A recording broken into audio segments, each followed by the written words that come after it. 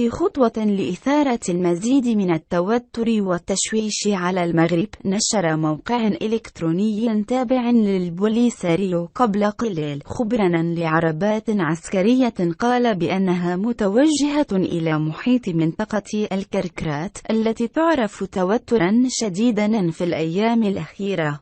وحسب ذات الموقع، فالتحرك العسكري للبوليساريو جاء رداً على تحرك الجيش المغربي بالمنطقة، حيث أن عناصر البوليساريو تستعد للرد على أي تدخل للجيش المغربي.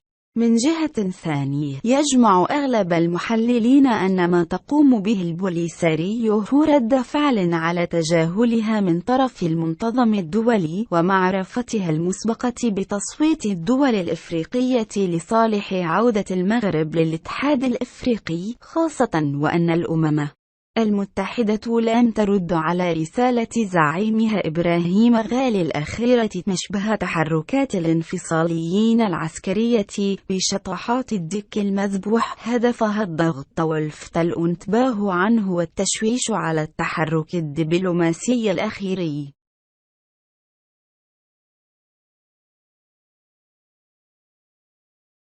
إن أعجبك الفيديو لا تنسى الإعجاب والاشتراك في القناة. جميع الحقوق محفوظة لدى قناة